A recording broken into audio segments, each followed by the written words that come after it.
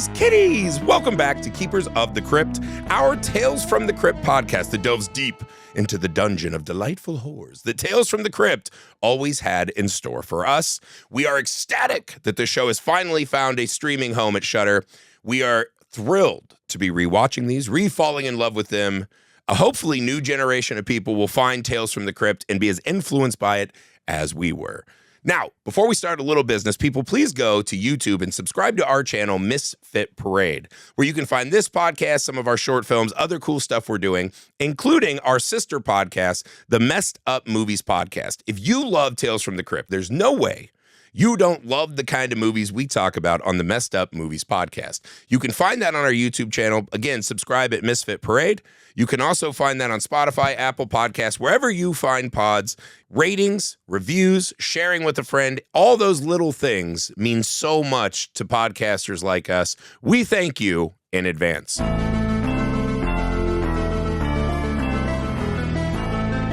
I'm your host, Griff, the Griff Keeper, here to continue our journey, our jaunt through the uneven season 3 of Tales from the Crypt. I don't really know what to say. There's some fucking bangers, and then there's some very fucking bizarre choices, and that's kind of where we find ourselves today. It's a real mixed bag this season. It's a bit of a mixed bag. Not That's bad, for certain. just mixed bag. Today's episode, a great example. Season 3, episode 10, Mourning Mess. Mournin. Mournin. I'm mourning. At the center of it, we have a great performance by an actor I loved, Steven Weber. I remember vividly as a kid, my mom just kind of adulting around us to the soundtrack of Wings. Mm-hmm. Like, that was like a huge sitcom that my family watched. And so Wings kind of became this soundtrack to my life, right? Wings. So I love Steven Weber. I've always thought he was a good actor. Playing one of the most despicable kind of characters in a movie that, or a little film that ostensibly says it's about homeless men being hunted and killed. But then at the end of the episode, you go, what? There's a lot of, huh? Yeah, it's. Or I guess the way I put this episode in microcosm might be. I don't know if we do videos. The kind of great one. thesis for what we've been doing. It's just uneven. There are scenes that are fucking great. There are things I like. It looks like Tales from the Crypt. It sounds like Tales from the Crypt. And then I go, There's an episode of South Park where Cartman tries to get out of fighting Wendy by taking a shit on Mr. Garrison's desk. Yeah. And Butter's response to when that happens is, huh. And I feel like a lot of the time when I'm watching these episodes, particularly from season 3, I'm like, huh. Okay. Yeah. Okay. It's because here's, I mean, this episode, there's so many just weird decisions. So we start off, a homeless man is getting, they're going to go get some hooch. He needs to take his friend to the doctor, but he's not feeling well. Mm-hmm. He's like, that's it, man. You got to tap out. We're going to the doctor. All right. And then he's like, just give me another bottle, man. He steps out of the tent. He comes back. All he finds is a homeless man's hand. I was like, right on. That's pretty gnarly. Good opening scene, right? Yeah. That's good horror. Mm-hmm. Then we're at this funeral where, if I'm to remember the episode properly, there are these formerly reformed homeless that are now just dressed like the Monopoly Man, sitting on a riser at this homeless man's funeral that they paid for. They specifically are a charity whose acronym becomes Ghouls, which is kind of the hilarious reveal at the end. Their charity is that they provide elaborate funerals for the homeless. Which is the thing. Enter Steven Weber's piece of shit. Need. Yeah, his piece of shit kind of a newspaper man. We're doing a lot of newspaper man here. And he comes in and he just goes, hey, I got a question. After he locks a dude in a fucking porta potty. I like that there's a dude who's like, hey, I'm here to do my job for the paper. Better crush this porta potty right quick. And Steven Weber locks him in there. He's like, have a taste of your own scent. Fine. And he just asks a question. He's like, hey, how about spending the money on the alive homeless? And that's supposed to make him a dickhead to us? And I just go, hey, is the world's worst character 100% right? Is he just 100% right? Yeah. I think that's... Because we see the man's traumatized homeless friend still bouncing around for the rest of the movie. I think that's not doing well. Of the premise of the episode is like, is it weird that the character we start with is 100% right? Here we go. Yeah. Does he do everything right? Not even a little bit. Almost never. But he's pretty on the nose with this story. That, hey, does anyone think that a charity that's spending all this money on homeless people who are no longer homeless is a red flag? Yeah. I think he's right. Look, there's not a lot about this episode that I'm like, well, I'm gleaning quite a bit here. I pretty much just follow Steven Weber's performance because he is... Yeah. Steven Weber is one of those actors who does everything. And he's always been so good. He actually he read he did the audiobook for It, and it's so good. I started listening to that this year, and it's unbelievable because he's just... I loved his made-for-TV Shining movie. Like I love Steven Weber. It's like Steven Weber actually... sorry, this is a quick aside. My favorite performance from Steven Weber, besides actually the much maligned... It's Wings. Wings is the best. Okay, it can be Wings. However, him as Jonathan Harker in Dracula Dead and Loving It is fucking hysterical. Like he's so good at comedy. If you have not seen Dracula Dead and Loving, which is a Mel Brooks comedy, it's unbelievably funny. It's one of my favorite like Mel Brooks comedies that no one has seen. I feel like I never went back because that one reeks of, I thought that was fucking hysterical when I was a kid. And it feels like one of those movies I'm going to watch now and be like, oh. I've rewatched it a few times as an adult, and I still laugh at it. Because not only that, like Peter McNichol's also really wonderful in it. But like Steven Weber like has fucking chops, dude. And it's not like just sitcom chops. Like he can fucking throw down. So he is just wonderful in everything. So my guiding light in this episode is just paying attention to Steven Weber because nothing about this is going to make sense. That's the entire episode, is just watching him kind of like slime his way around. Yeah, slime they do this thing where he wakes up, he's just like plowed this lady, and he wakes up, he's like, all right, time to go. And they do this thing where they so want us to think he may be a werewolf because he always looks drunk and tired and not hydrated. Yeah. And they do this, you think you could just chew women up and spit them out? And he, blah, blah, blah. Then he's like, I don't have time for long meals, ... And then when he goes to grab her, she goes, get your paws off me. And I was like, okay, so they really want us to think that this guy's not an alcoholic sex maniac, but he's a werewolf. He's a werewolf. That's what we're going to do. Yeah. You're like, okay, he's getting fired. Things are not going well. He's still sweating everywhere. Okay. This is where you call in Steven Weber. You're like, God, this script is hairy. No pun intended. Or maybe, you know what? Pun intended. I like that. Let's pun it up. You just go, this script is hairy, dude. We need to bring this together. What scene is going to make this fucking just hodgepodge work? And it's Steven Weber going up, looking like he hasn't bathed or showered in weeks. He hasn't had a calorie enter his body that wasn't from wild turkey. And he just walks up to the head of the homeless charity, this woman who apparently survived the traumatizing life of a homeless woman to become the head of this foundation that no one realizes is a red flag. And he just goes, hey, you know what we should do? Eat lunch at my apartment. And probably. And fucking clap cheeks. Yeah. And she just goes, that seems completely logical. And so they go in. He's in the world's dirtiest dorm room. You know that place just smells like fucking BO and 3-day-old nut. He's like, here's the fucking like $5 worth of takeout I got. Let's just vigorously hump it out. This season, by the way, is so when he does that, because there's so much of that, but it's so funny because he just goes, he's like, I think I could imagine a life with you. He's like, you're the one. Like, you might be able to be the one that brings me back. And he's like, let's fuck again. And he presses record on his little audio thing. And she's like, really? And he just goes, yeah, babe, I was pumping you for information. And I just said, throw away all of the stupidity of this episode. Hell yeah. If that's all we're doing in this episode, I'm into it. Because she goes from, I think you're good enough to eat, to, wait, The guy who brought me back to his rock hard sheets and got me $5 of takeouts and doesn't shower is not the soulmate I've been looking for. Not the soulmate I thought he was? What? That scene is the shot that just says, hey, are you doing this with us or not? Yeah. That's it. That's it. And a lot of Tales from the Crypt functions in that kind of liminal space.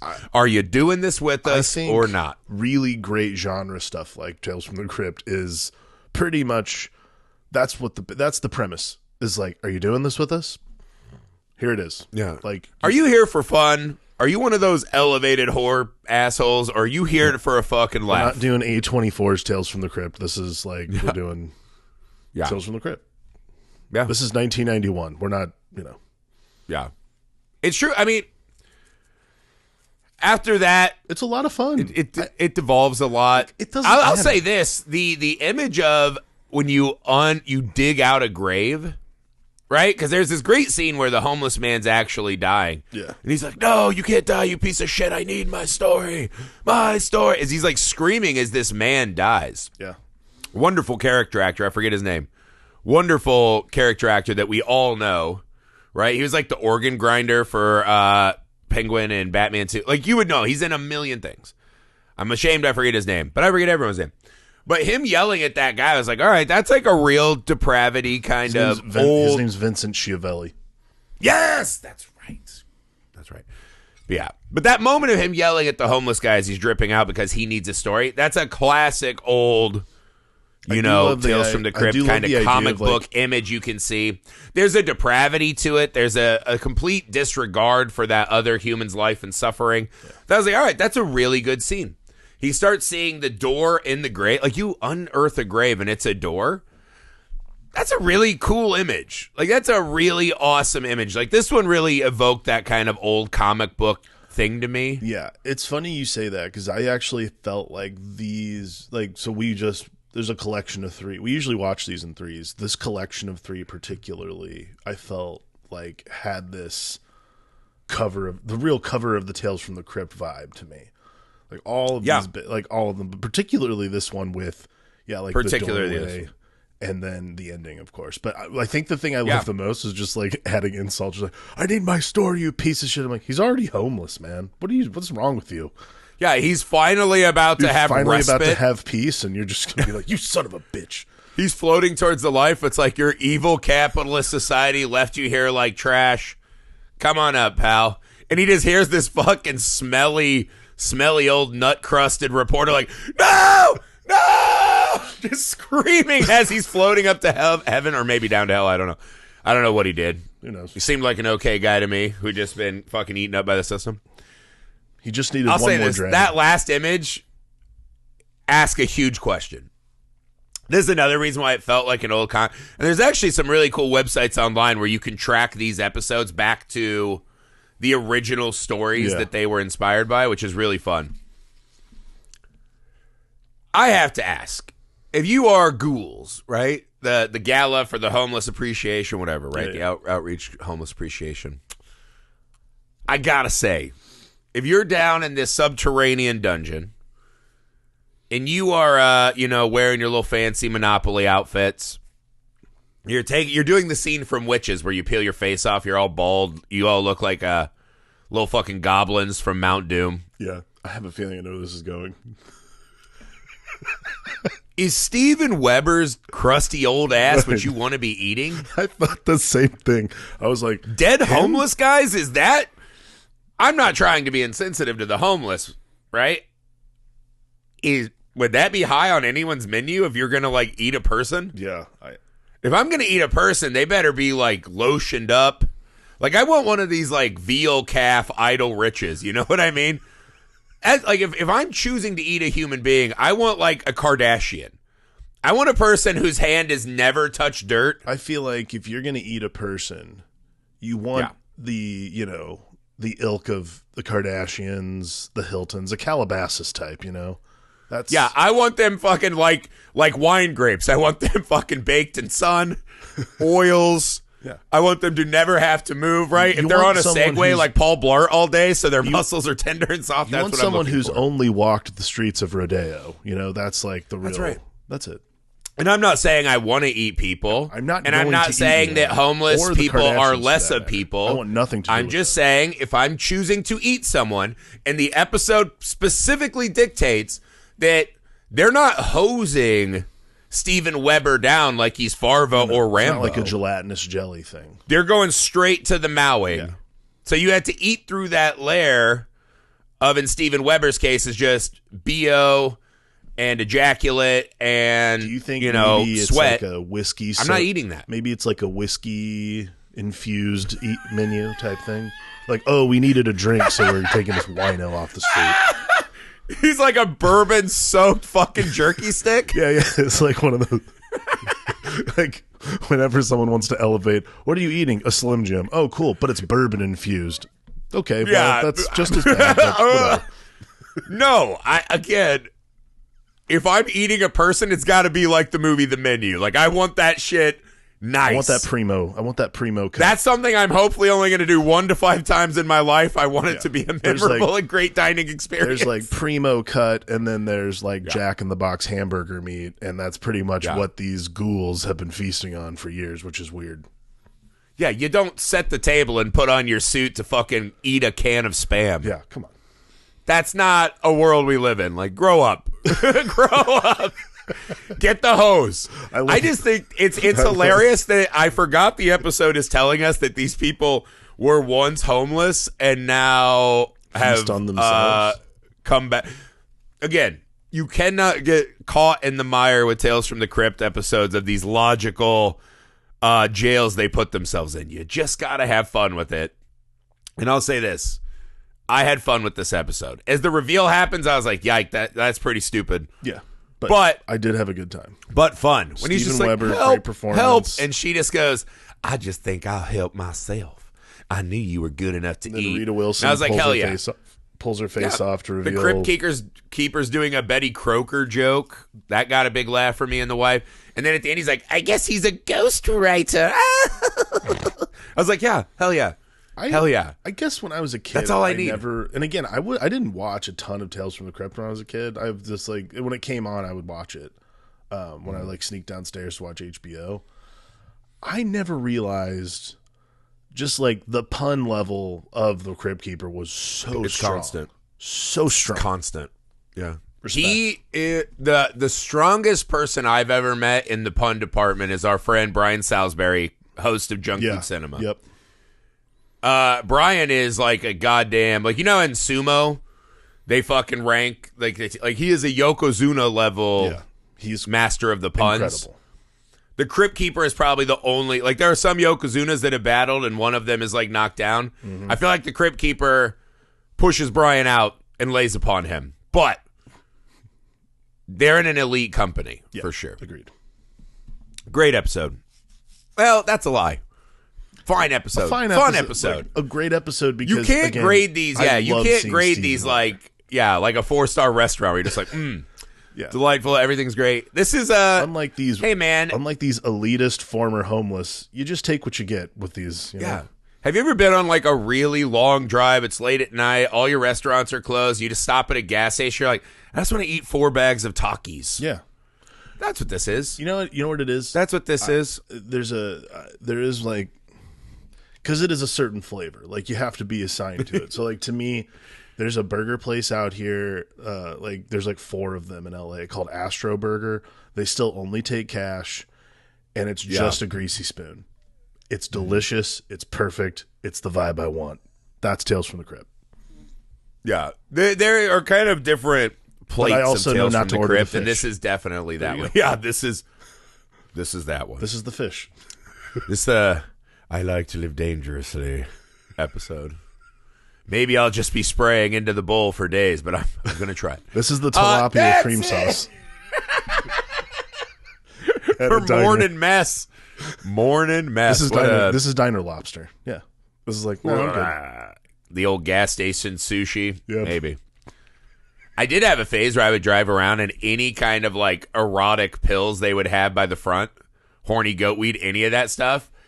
Me and my buddy would buy them. We'd get the biggest like fucking double big gulp and we'd dump all the fucking pills in and just fucking slam those drinks. Did anything happen? No idea why. Not usually. You would just feel really agitated. So you're like, I'm imagining they were mostly just like caffeine pills. So what you're saying is Steven Weber's character was doing this the entire time. What I'm saying is if you're a cannibal and you got what it takes to bring down the big guy, I probably am just full of flavors and spice. That's all I'm saying. Like the Colonel's recipe, I have so many flavors in me. Many secrets. If you've got what it takes, because I'm not going down easy. I'm going to fucking fight. Quite a bit of gristle. Yeah, I'm like the steak in the great outdoors. Yeah. How dare Griffey you? prefers it well done, and Griffey prefers to be cooked well done. Just with ketchup. Ketchup, yeah. I want to be eaten by Donald Trump, so I'm just dumped in ketchup every bite and cooked poorly. That's it. We're getting out of here for Morning Mess. I'm your host, the Grift Keeper. Grift, not Grift. Grift Keeper. Joined by my hideously malformed sous chef, Alex Mandino.